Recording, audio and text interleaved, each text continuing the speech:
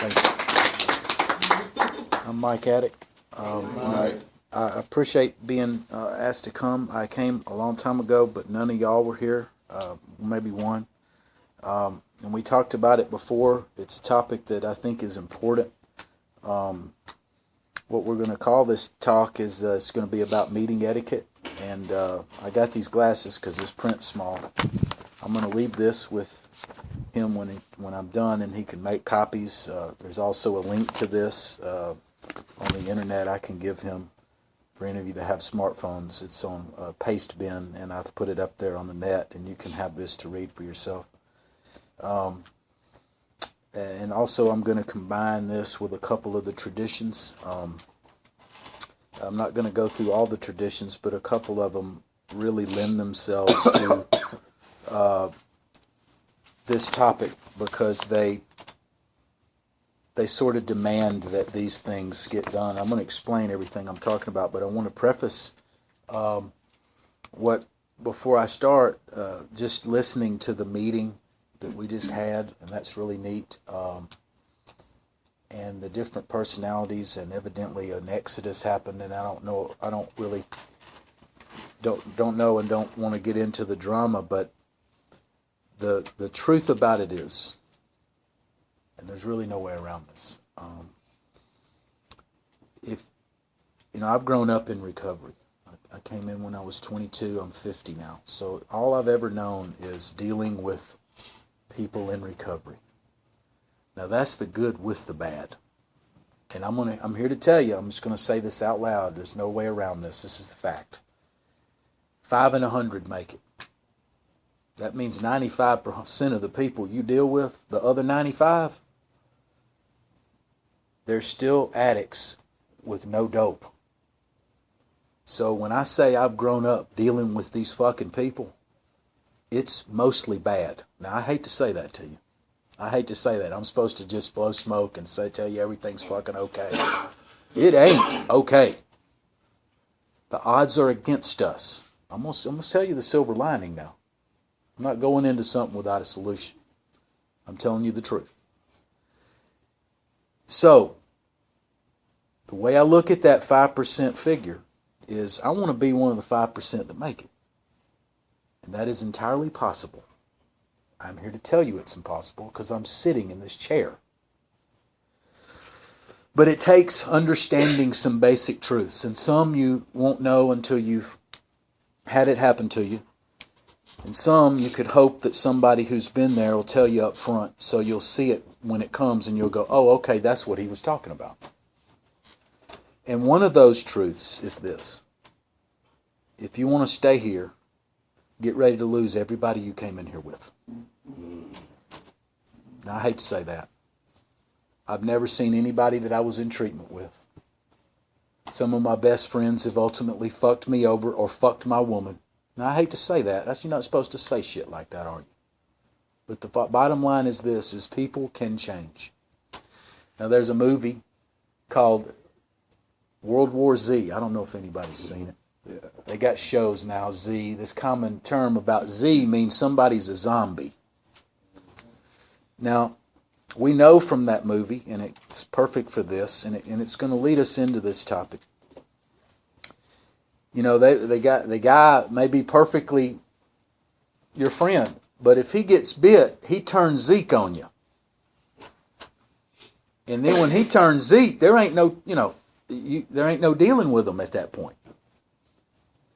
So, if somebody wants to stay around here, they're going to have to learn a skill that is so hard.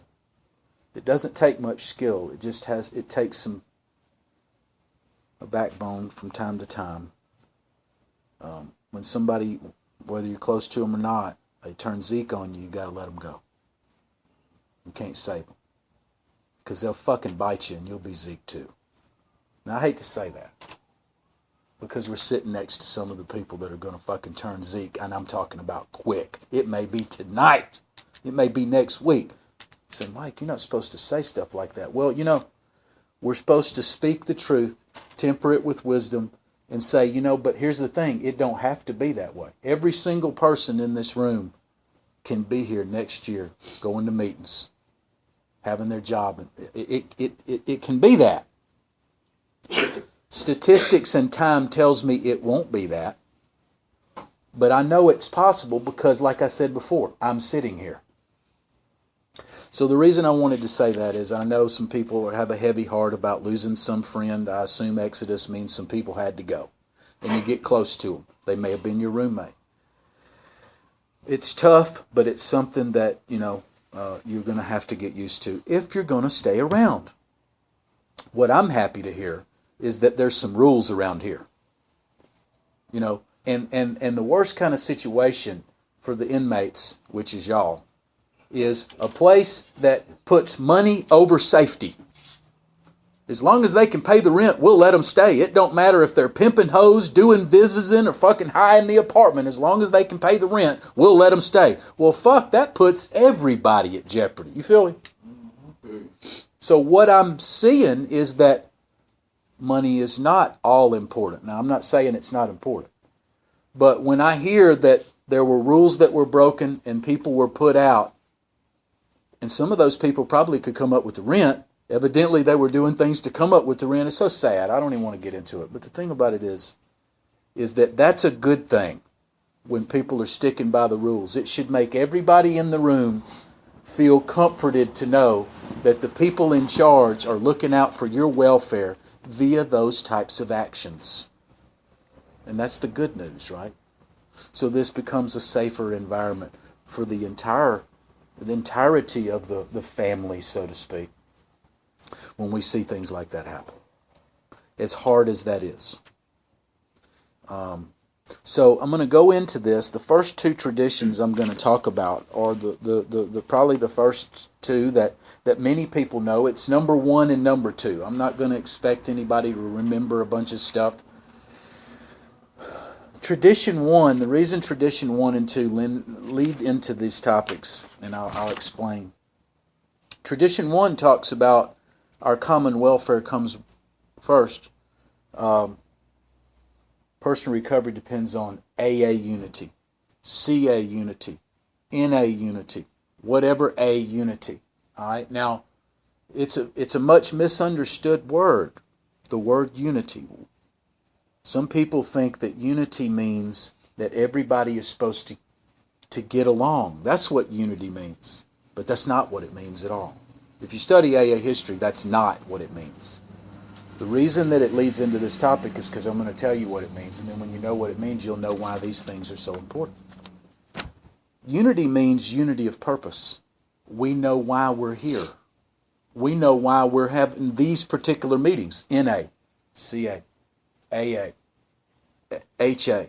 It's unity of purpose. And you'll see that some of those meetings have different readings and they say different things. So it's not that we're all going to get along. We know that's not going to happen. With this many personalities, and 95% of which ain't even working the steps, but they're off the fucking shit, there ain't no fucking way all of us can get along. But it means that we have a certain amount of respect because we have to respect the unity of purpose. And if I'm going to be one of these family members, not just in here, when I go to meetings, I become a family member of that particular group, I'm going to have to adhere to that purpose. Or that family will put my ass out, just like some of these people got put out. Oh, you can't put people out. Well, they can make it uncomfortable for you.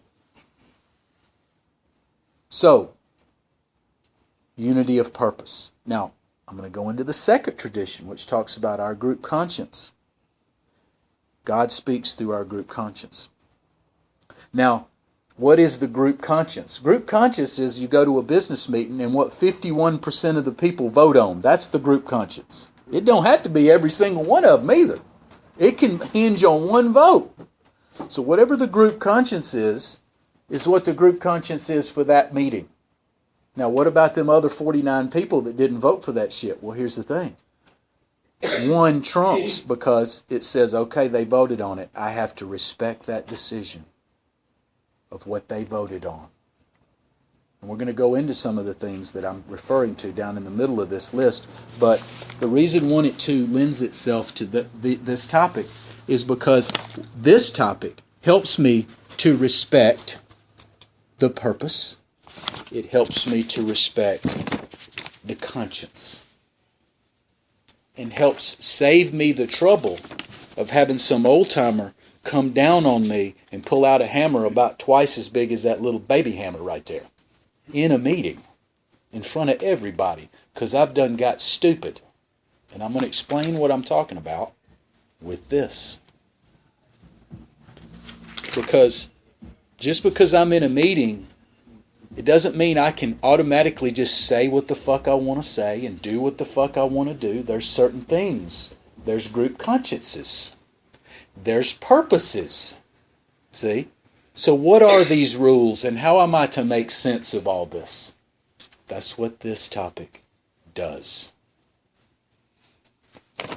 The vast majority of this topic, now I wrote this all myself. This is what I've learned in my lifetime here.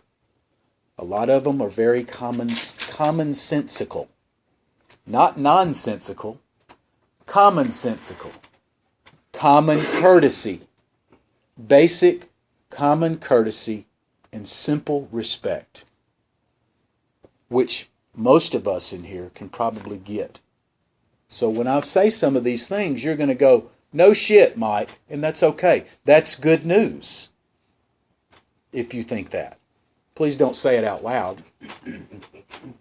But that's good news. If I say one of these and you go, that makes sense, that's cool.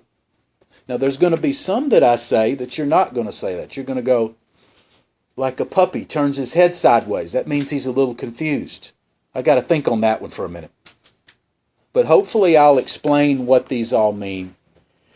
By the time I leave, we'll understand that this family, not just this one, the broader family of recovery, it's a recovery. It's the family afterward, the family afterward, the family after active addiction is what recovery is. And the different nuances of the different meetings and the personalities I deal with and the maxims that we have to adhere to. The conscience, the purpose. That's where these come in. All right. I'm just going to start talking. Now, this is the meeting etiquette. And I came up with this. Etiquette is a way of doing things. It's a certain code of acting. A person adheres to etiquette. Now, when I grew up, Amy Vanderbilt had a book. My mom had it on the table. It was about that thick. And it was about social etiquette. It was about how do you hold a fork. It was about opening the door for a girl when you let her in the car. It was about a man is supposed to walk with a girl on the sidewalk and he's supposed to walk closest to the street. And I had to read why. Because back in horse and carriage days, when a carriage would come by and it would run into a puddle, that the water would get on the man instead of the woman. See, some of these things I didn't know. Some of them don't seem commonsensical. I have to have it explained to me. See, even I have had to look up things, and that's okay. But I feel better for looking them up. I feel better for understanding some of those things. And there's etiquette in meetings just like there was social etiquette in Amy Vanderbilt. All right, the first one is, I'm just going to read this. These are a few things I have compiled in my tenure here.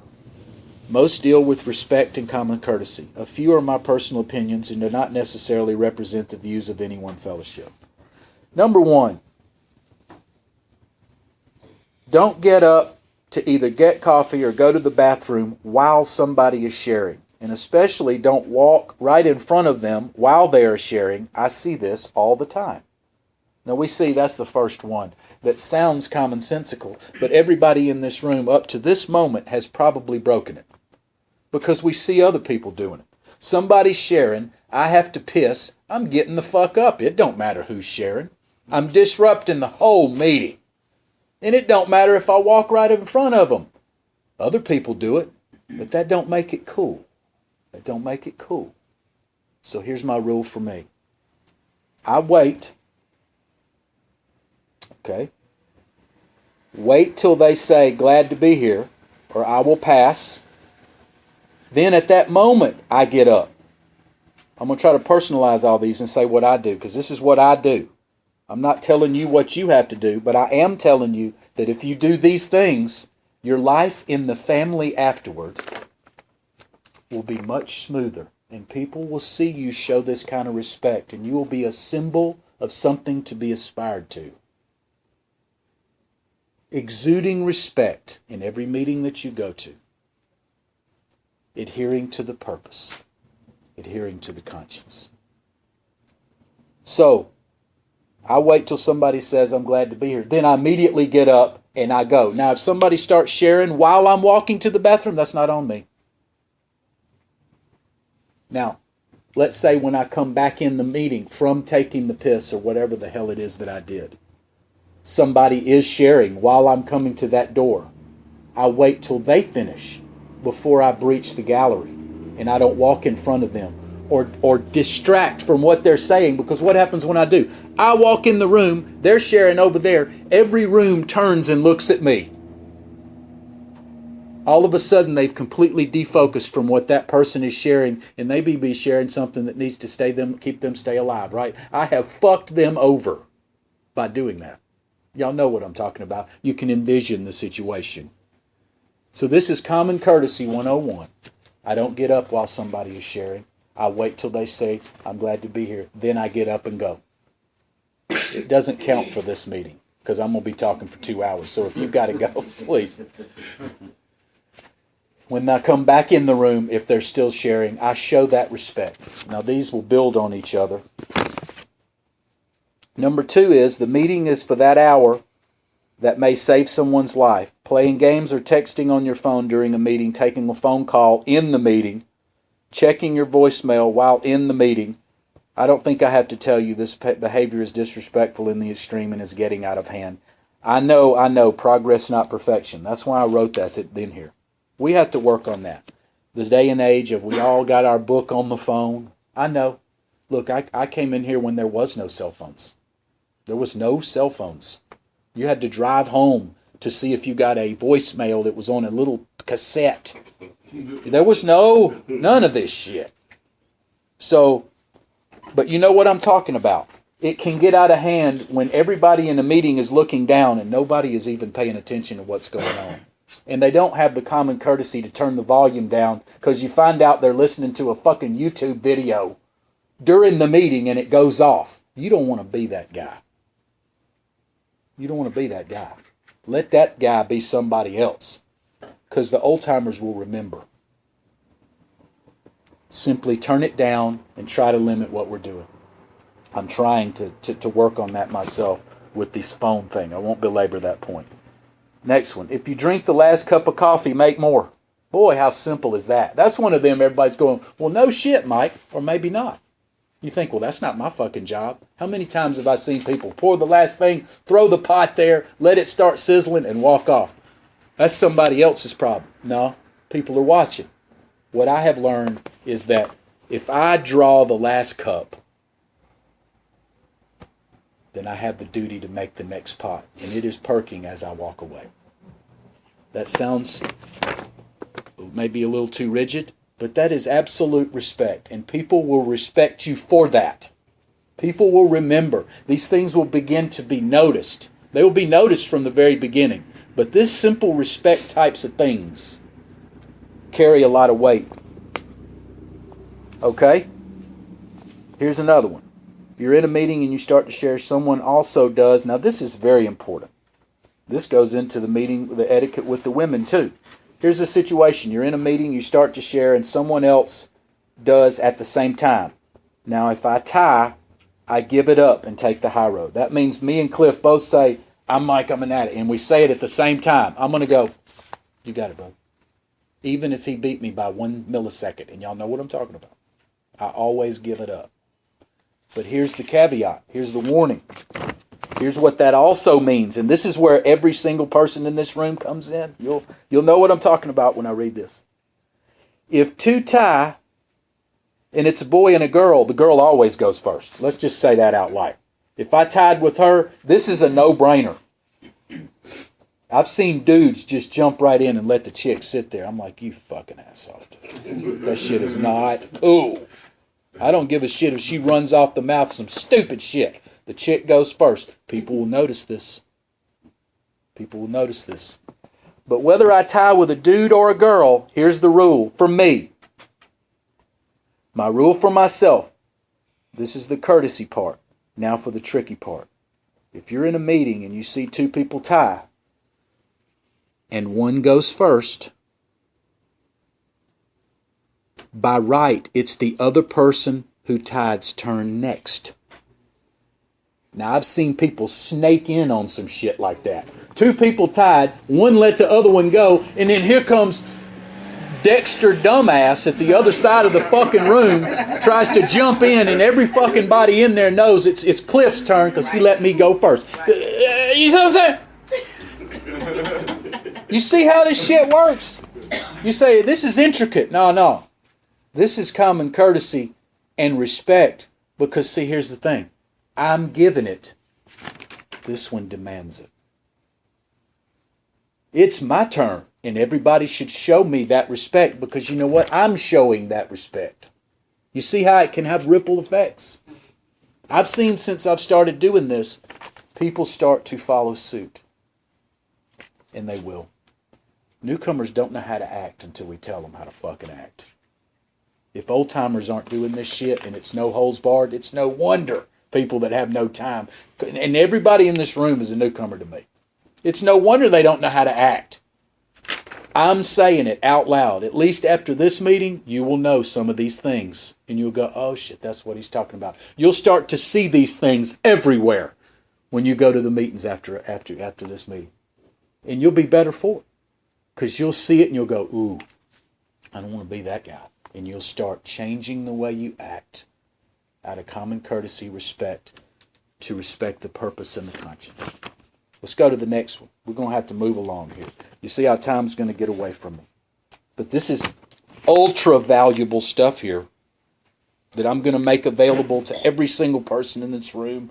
This is not copyrighted. I want everybody to have it. I'm going to give it to him. There's a link. Everybody can have this if you wanted to. Make a copy for you. This is accessible to all. This is not for the chosen few. Okay. Body language in a meeting is loud, shuffling, watch looking, leg crossing, texting can give away what you think of either the person or what they are sharing. That means, man, I just don't like that dude. He's sharing and I'm sitting there going, fucker's full of shit. And I'm just going, God, you know. Oh my God. Body language shouts so loud in that meeting, everybody knows exactly what you're thinking. And I'm disrespecting who's sharing. So I'm going to tell you the rule for myself. This is my rule for myself. The more I dislike the person or what they are sharing, the stiller and quieter I get. I don't move a fucking muscle. Don't give away your cards. Don't give somebody power over you. And when it comes time to play your cards, flop the nuts. Do y'all know what poker terms means? Flop the nuts means you got the best possible hand on the table. What that means is when I act stupid while somebody is sharing and show my ass, crossing my legs, looking at my watch, telling my seatmate he's full of shit, making noises, they're owning my ass. And ain't nobody going to own me in a meeting. That's my house. I know how to act. I've been doing it a long time. I get these things from learning everything the hard way. These things are come from me learning the hard way, not the easy way.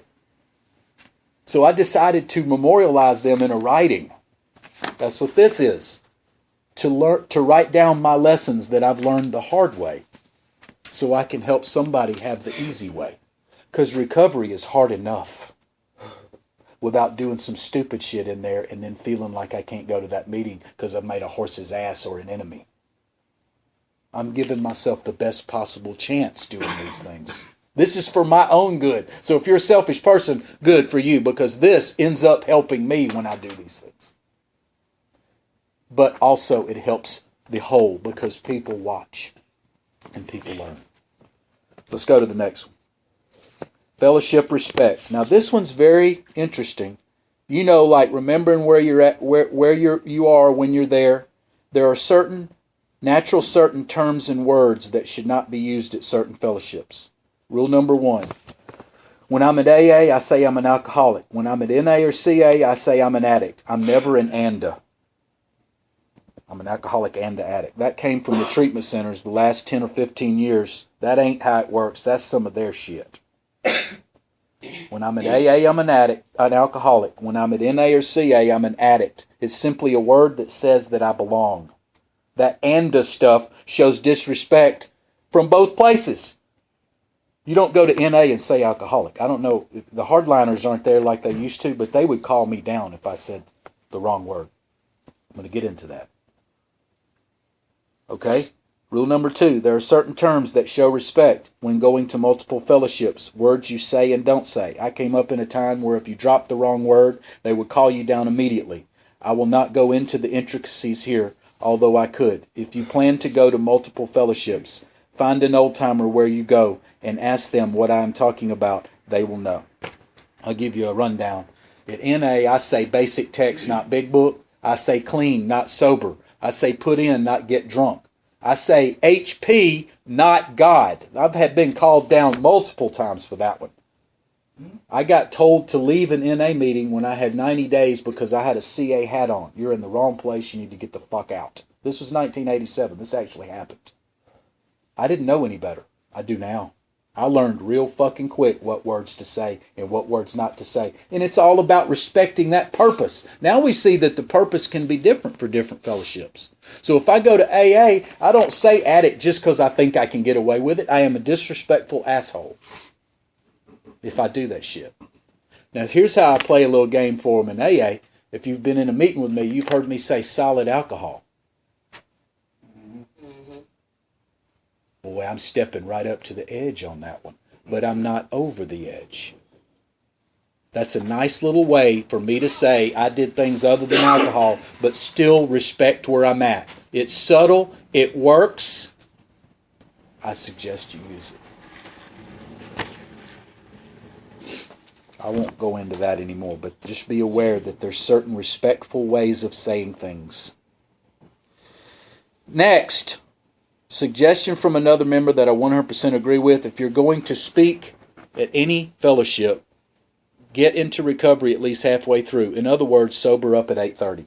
How many times have we gone to a speaker meeting and some bitch is still talking about drunkalogs and getting high at 5 till 9? He's been talking about getting high the whole time. And that may be funny, but to me it's a fucking disgrace. Because nobody is there to hear that shit.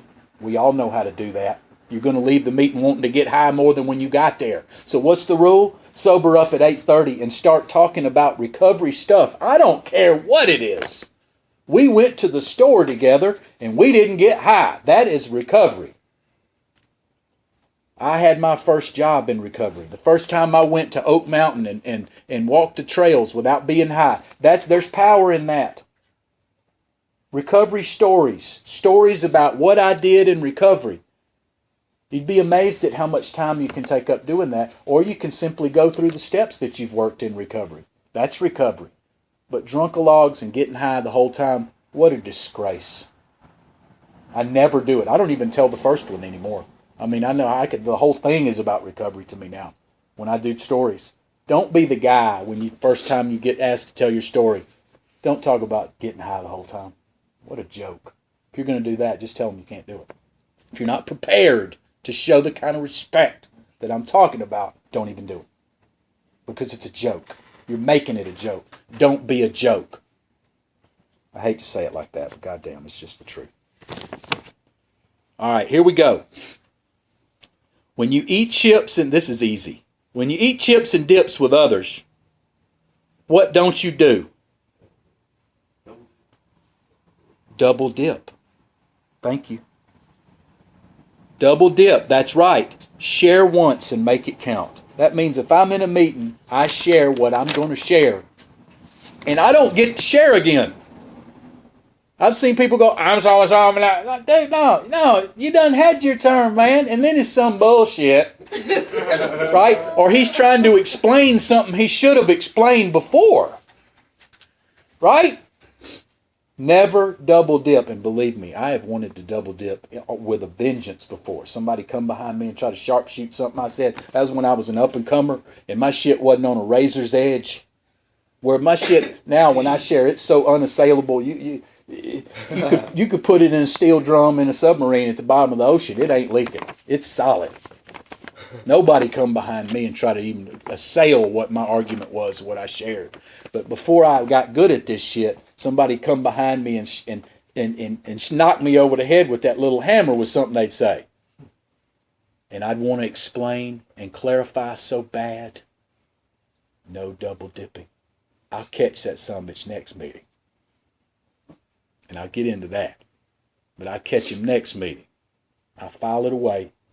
Learn from my mistake and catch it next meeting, but never double dip.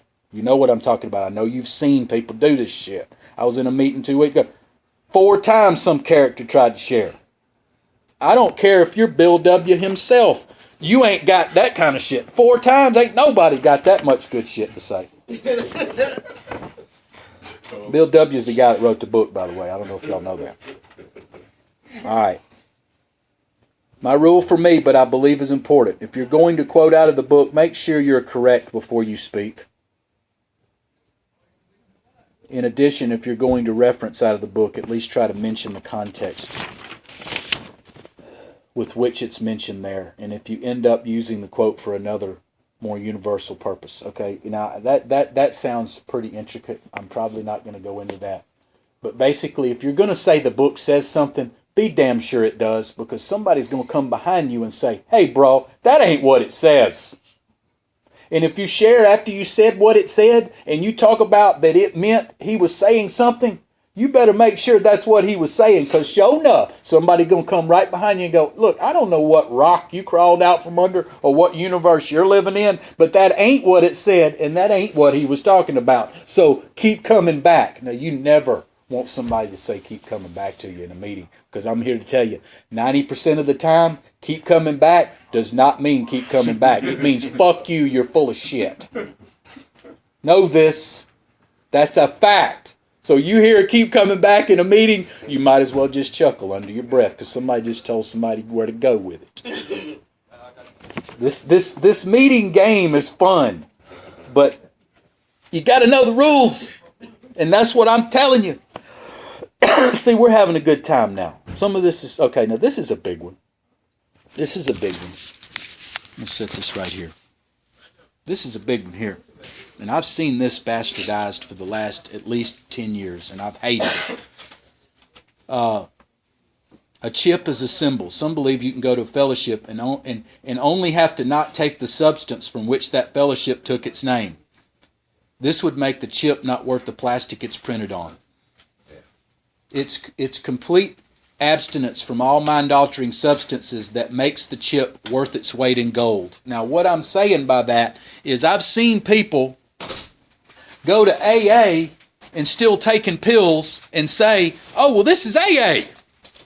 I've seen people go to CA and pick up a 5-year medallion. Motherfucker was drunk last week. Oh, well, this is CA. I heard it with my own ears. And vice versa. And all of that is a joke. That is making what we stand for a joke. When I say we, I say a person who goes to all fellowships and knows that it's all mind-altering chemicals. And that counts for that Vivazin shit.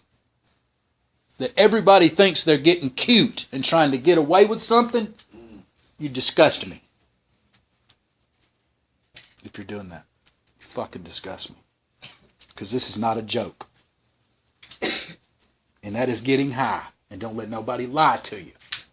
I don't care if it's 2 for 10 or 2 for fucking 15.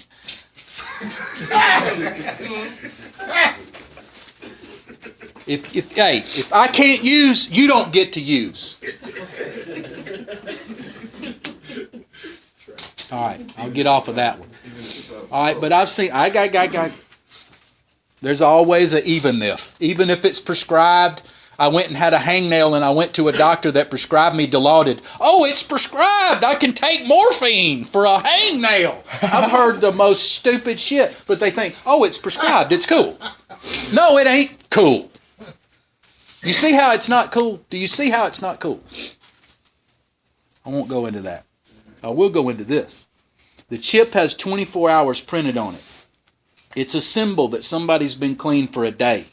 That's when I came in. That's what it was about. That's what it meant in any fellowship. And now I see people giving out a chip and it says, you can be fucked up as a baseball bat and get this chip.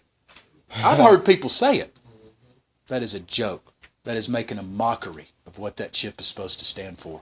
It's supposed to mean 24 hours. That's why it's printed on the fucking thing. But AA, it still has the number 24 on it. This whole thing is built around one day at a time. 24 hours. If you've got 24 hours, who's got 24 hours? The reason I'm saying that is if you ever give out the chips, remember what I just said. Say, is anybody, this is a newcomer chip, does anybody have 24 hours?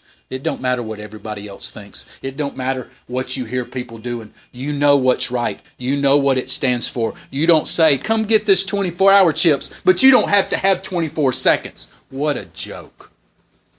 What a joke. Have it mean something to you. You see, what I'm talking about is this being about honor and integrity and respect. Terms which some people in this room do not honor and do not hold dear. I know where I'm at. Okay, I understand that. I may be some square, what the fuck ever, talking about all this stuff. But this is what I believe. And you know what? All the people that y'all were bragging on before I started, they asked me to come here. So all that stuff you said about them, you're saying it about me because they wanted me to come here to share this with you. So it must not be bullshit. Because if that's bullshit, then everything you just got through saying about them is bullshit. And I'll leave that with you because I know for a fact there was some ass kissing and some of it was bullshit. Because I know how this game is played. Because I'm a brown noser with a PhD. I know what I can spot the shit. All right, so here we go. Now here we go. This is old school. Let's go old school on you. If you have signed up to chair a meeting, now I highly recommend some of you chairing a meeting, getting involved. Because see, you think you've earned your seat when you get here, but that's just what gets you to warm a seat. You earn it again by what you do. Making that pot of coffee, chairing that meeting, helping pick up cans after the meeting, clean up ashtrays. They used to smoke in meetings when I grew up here. They don't do that anymore. But it's the subtleties. So if I chair a meeting, I take it as a point of honor, and I respect it. If you sign up to chair a meeting at your home group, care enough to ask someone at least a day before to lead the discussion. Okay?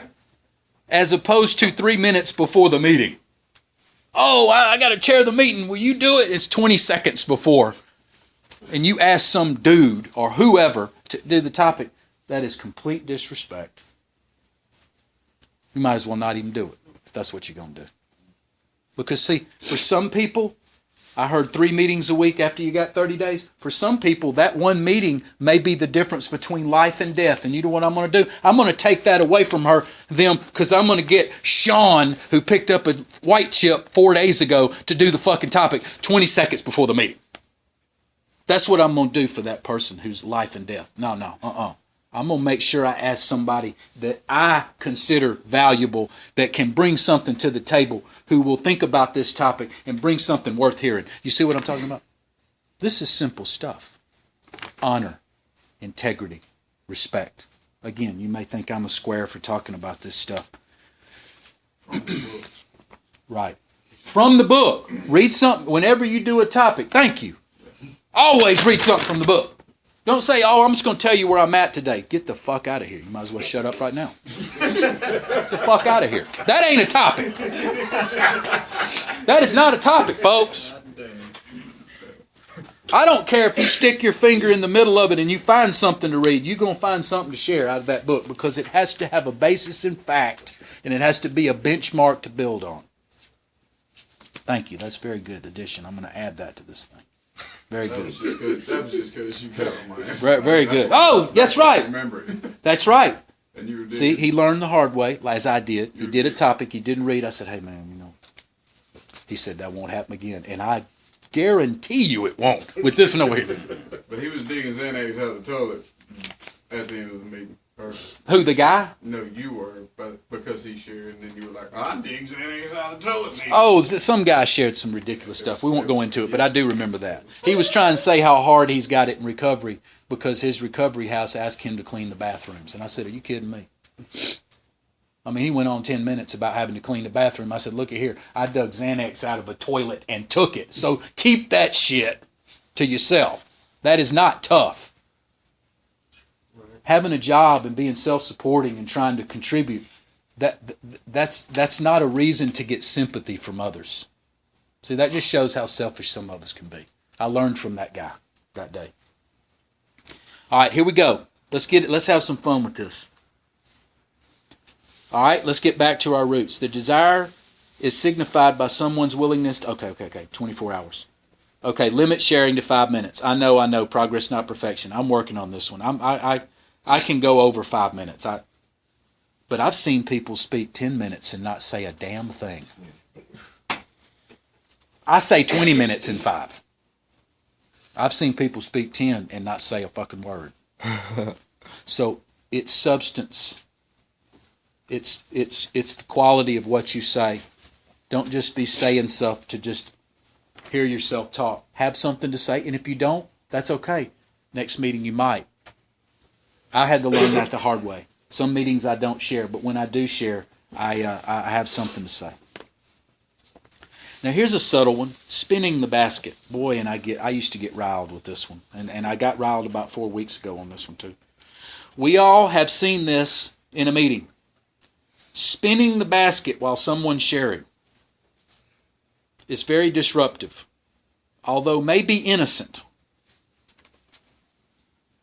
Maybe. More times than not, it is a direct affront to the person doing the sharing by the person doing the spinning.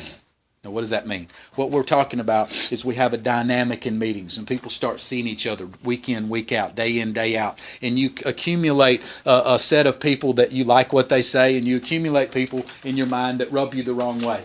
So if you're chairing the meeting and you don't like him, remember the first one I talked about and me being still?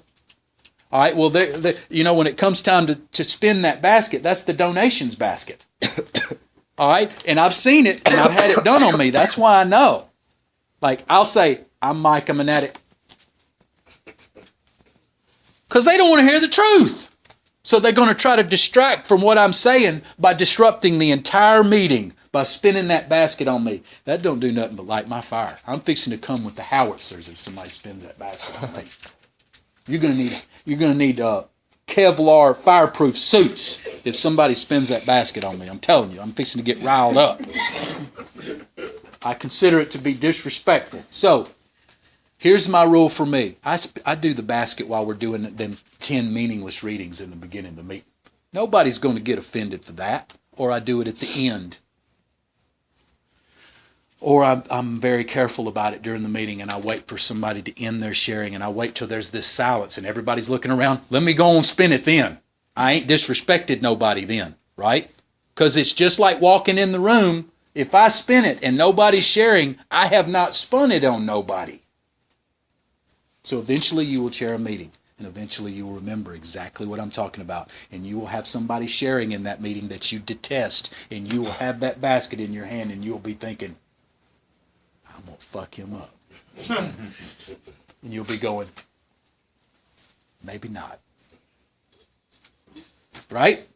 You hear what I'm saying? This thing comes to fruition and you understand it and you remember it when the life situation happens. I can't possibly expect all of you to remember everything I've said, but in the back of your mind it's planted there like a tiny seed. And then when you start to see it, tying with a girl and snaking her, 2 people tie, and somebody in left field jumps in. Somebody spins the basket. Somebody walks in front of somebody while they're sharing. Somebody leaves the pot empty and don't make the next one. You'll remember all those things. Every single one of them, you'll remember it. You think, my brain is shot. I can't remember shit. You'll remember these things. And the second you remember it, you'll go, that was it. That was it. And that's when you're at the crossroads, when you can decide for yourself. Honor, integrity, purpose, conscience, or the same old me. And that puts me back in that 95 waiting for my fucking bomb to go off. So for me to be the 5, I've got to act like the 5. You feel me? For me to be the 5 that make it, I got to act like the 5 that make it. I can't act like the 95 and still get the 5. That's not fair. And that's not how it works. Ultimately, it's not how it works.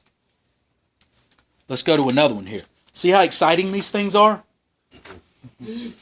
This stuff is cool to me. Okay. Oh, yeah. Now, this is important. Man, oh, man. Oh. Okay. Before meeting and after the meeting are very important. Come late and leave early. If you come late and leave early, why bother? So come early and stay late. Come a little bit early. Be in your seat when the meeting starts. I know sometimes we can't do it. Try to hang out and talk to at least one person after the meeting. That's all I'm talking about. I'm not talking about rocket science. I'm talking about the subtleties of the family. Now this one is important. Make sure whatever you do, my dad told me this when I was a kid.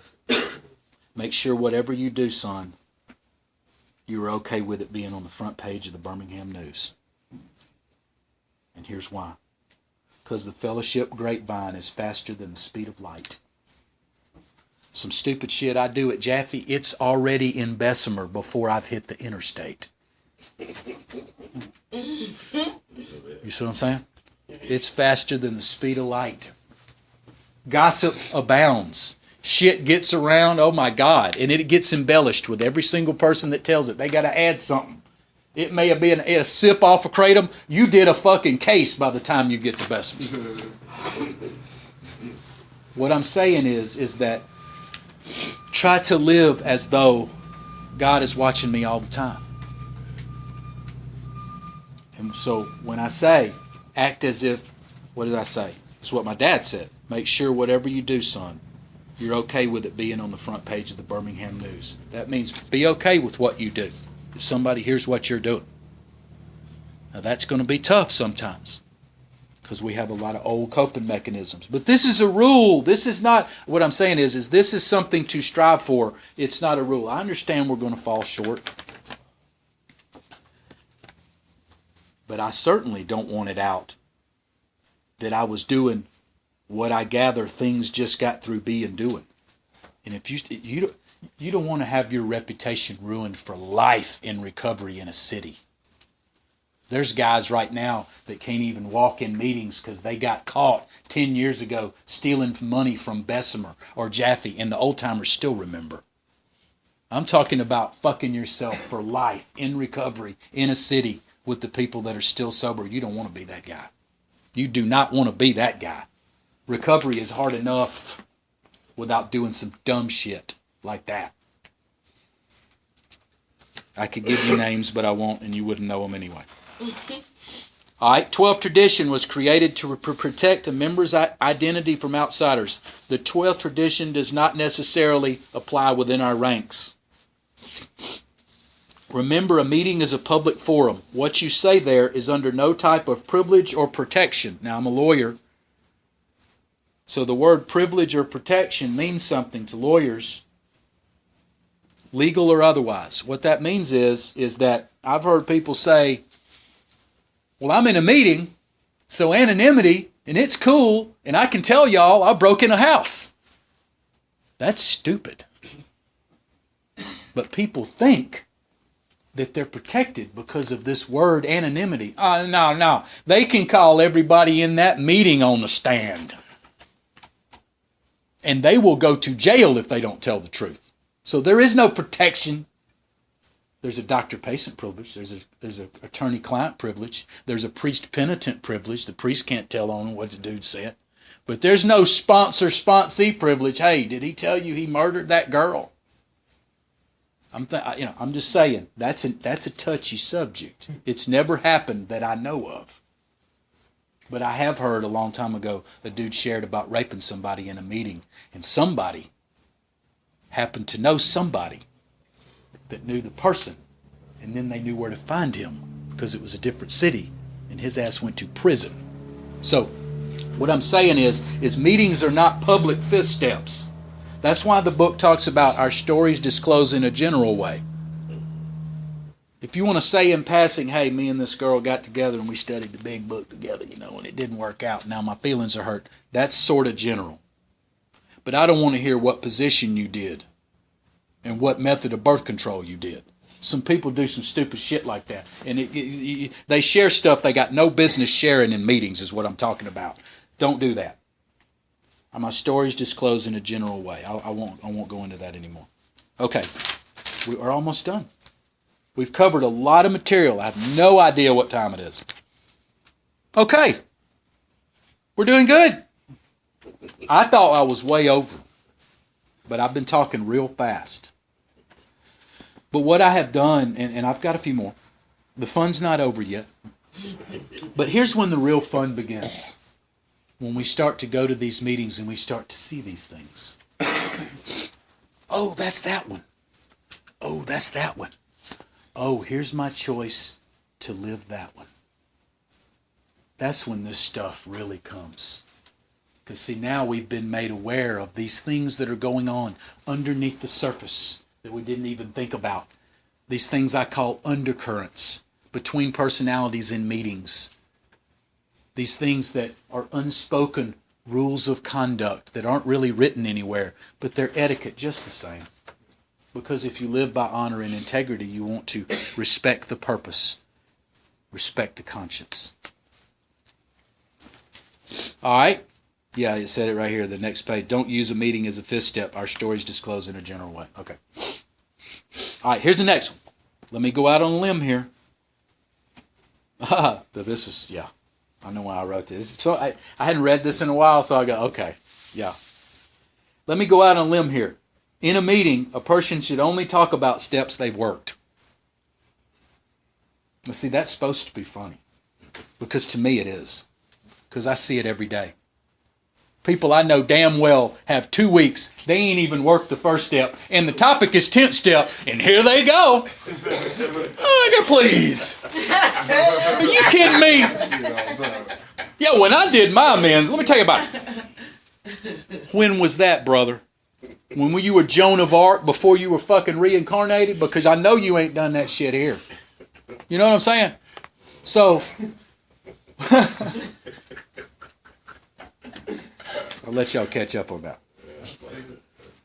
The thing about it is that this should be motivation to work the steps so you can have something to talk about. Because what we want to talk about, we want to say something that's of substance. Remember I talked about somebody can speak 10 minutes and ain't said nothing? But if I've worked the step, I can say what my experience, strength, and hope is with that step.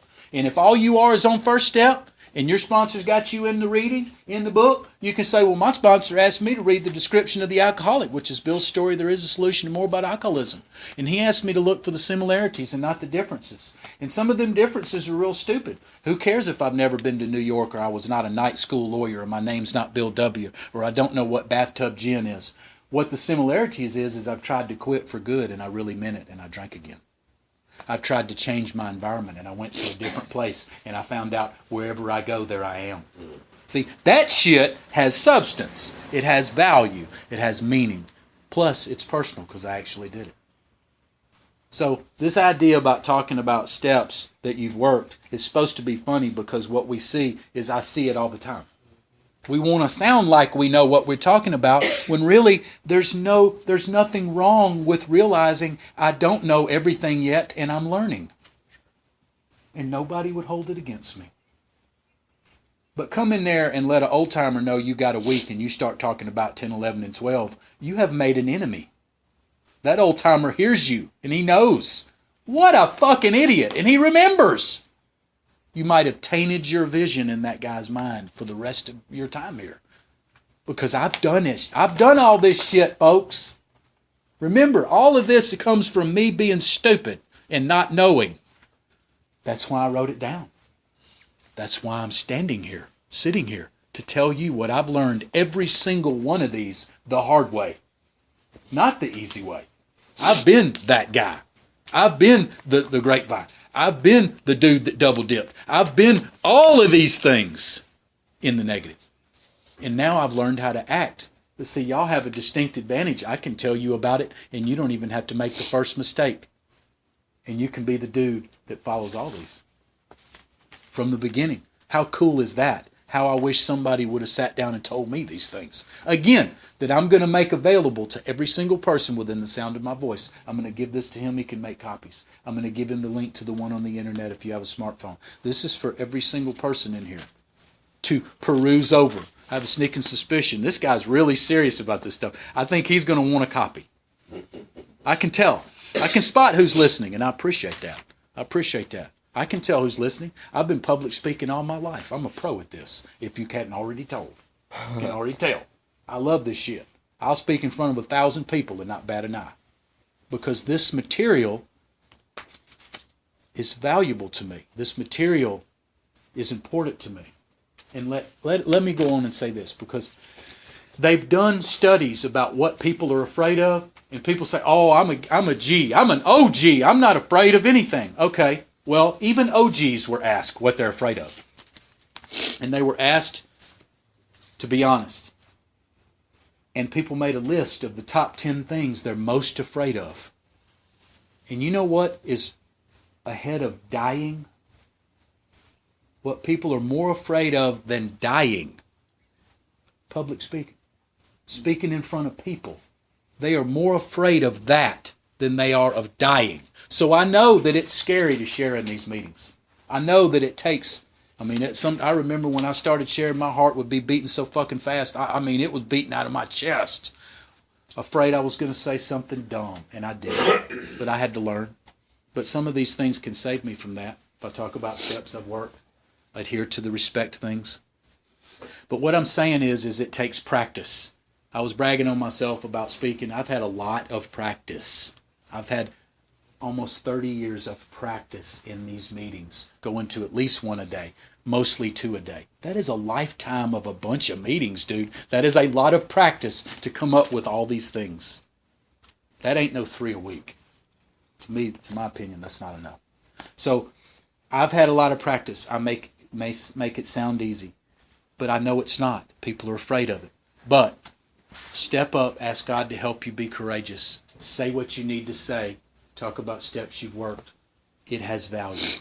Because there is no wrong answer if you do that. There is no wrong answer if you do that. And let somebody tell you it's wrong, and I see that you did right, I will fucking call them down. Because I know how this works. I don't pick on newcomers for no fucking reason. I may say something to somebody off to the side after a meeting and say, man, this is kind of how we do this. But unless somebody gets real stupid in a meeting, I'm not going to cut somebody off. Which you will see happen. Maybe not by me. All right, here's one. We're almost to the end. Oh, yeah. Etiquette inside the meeting is important, but outside is also important. Don't flick cigarette butts on the ground. Put them in receptacles. I see it all the time. I see it at churches. Outside churches. People come out of church, just got through, tears in their eyes, praising God, and they flick a cigarette butt right outside. You know I've seen it. You've seen it. How disrespectful is that? Meeting is the same way, because to me, this is our church. This is our church. Should I not show it respect, not just in, but out? Don't flick cigarette butts on the ground. Put them in receptacles. Put cups and drinks in the trash. How simple is that? A clean house. Yeah, this is a play on words. A clean house will also help others. Because, one of those sayings, trust God, clean house, help others. A clean house. See, in clean house in recovery does not necessarily just mean doing a 4-step, because we think that's what it means in the steps. But it's broader than that. Remember before when I said if you quote the book, make sure it says what you said it says, but also make sure that it's the context of what they're saying. So if we talked about a topic that said about cleaning house, I would say, well, the big book talks about cleaning house, and they're talking about the 4-step, but let me take it out of there and use it out of context and say, look, my surroundings that I live in are important too. So if I clean my house, my surroundings are better. I feel better about me because I'm not living out a pile of clothes or fucking roaches in a stack of dishes. Cleaning house is important. There ain't nothing wrong with that. If I'm a square because I want to live in a clean house, then so be it. And if you want to live in fucking squalor, that's your shit, and it ain't going to be with me. NA says something real important that's in this regard. They say, Your thoughts need to be on your new associations. They damn well better be. Because if you get around the wrong people, you get around the wrong set of confidants, you can be doing shit that is so fucked up. We just saw it happen this past weekend. We know what we're talking about. But because several friends are doing it, they are caught up into this thing. Well, we doing it, so it's okay. It becomes okay because they're co-signing each other's fucking bullshit. But see, if I stay in the truth and stay around the right people, people will, the accountability partners, not bullshit co-signers. Bullshit co-signers are a dime a dozen. You can find them anywhere. Yeah, that's right. Go smack her in the face. She disrespected you. But we know that ain't cool. You don't hit women. Accountability partner would say, hey, I understand. She may be a little mouthy, but we can't do that. Now, that's a simple example, and it branches off from there. We'll go into this last one. We'll wrap this thing up. Meetings are about experience, strength, and hope, not war stories, weakness, and despair. Now, that's very important, and that's very, very true. Bill W. was quoted as saying something a long time ago when he could control what the meetings did and what people did in them because he was the boss. There was only 2 meetings on the planet, and Bill W. ran the show, and he was the boss. And everybody did what he said because he wrote the book. And he said this, and I'll tell you what he said. He said there was very little talk of drunk stories in meetings those days. He said, frankly, it was nobody's business. It was between you and your sponsor. We made everybody share about recovery in meetings because in doing so, we gave ourselves something to live up to. You see what I'm saying? So I'm going to come in a meeting and I'm going to talk about what the bitch did to me, my cat stuck under the bed, and the drama of the day. Or I'm going to brag to y'all how I smoked up 2 houses and there's always going to be one player try to share after me. No, I got smoked up 3. And then you got this one-upmanship going across the room like a fucking cloud of pinto bean farts. It's just traveling across the fucking room. And it's stinking up the whole place. What? No solution. That's right. That's right. And that's what Bill W. was talking about. That shit, man, what? Give ourselves, because all that is giving myself something to live down to. That's easy. It's easy to tell myself I'm fucked up and supposed to want to drink and I can't think and I'm an addict and I'm fucked up and everything I touch turns to shit. You will hear people, now that you've been aware, you will start hear people say that shit. And they think they're saying it because they want people to think they're humble. But it's fake. It's fake humility. It's not legit. True humility is forcing myself to talk about the positive things that recovery has given me and saying that I'm remaining teachable. That's true humility. Because our 12 and 12 on 58 defines humility. It says, realizing who and what I have become and being willing to move toward what I can be. That, my friends, is giving myself something to live up to. So now that you know that and you've heard me in meetings, that's why I'm always talking about motivation stuff. That's why I'm always talking about, I'm going to look for the good stuff because it'd be easy. Look, I could come in there with some more stories. I could come in there with what's wrong today. I could give myself something to live down to. I sure could do that. I could do it. Maybe I've earned the right to do it. But the greater good says maybe I should try to take a different tact. The greater good for the newcomers that don't know any better, that's looking for a reason to come back just one more day. Maybe I should say some positive stuff. Maybe I should make it sound positive and possible. You feel me? Positive and possible. Those are absolutely essential. So that's why it says a meeting is about experience, strength, and hope, not war stories, weakness, and despair. I won't try to recap what I've said. Here you go, man. This is yours. That's the copy. Y'all can all have it. I hope that some of you, not all of you will, maybe just a few of you will go to him and get this copy. Because like I said, 5% holds around here. I'm not looking at any one different person. I'm just saying. But these things are important to me, and believe it or not, whether or not other old-timers are able to articulate it, it's important to them too. The unspoken rules of the road. I've been asked to come here. I really appreciate it. I have been honored a couple of times to come to talk to y'all, and I see different faces. I wish I could see all the same faces that I saw the first time I was here. But I know for a fact that there's been a few people that have heard what I said and received it in the light to which it was intended.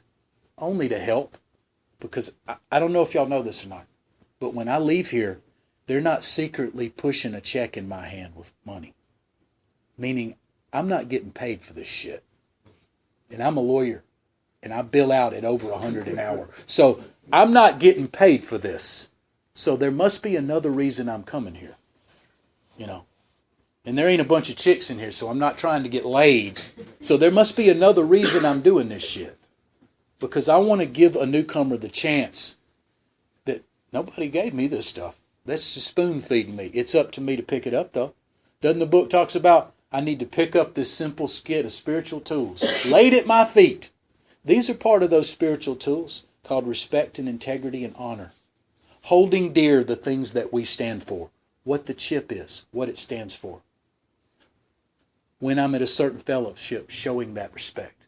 Showing the respect for other members in a meeting by not disrespecting them, walk in front of them. Not spinning the basket on that guy I hate.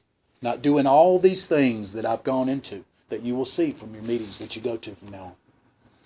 I've had a spiritual awakening as the result of these steps, and I'll pass.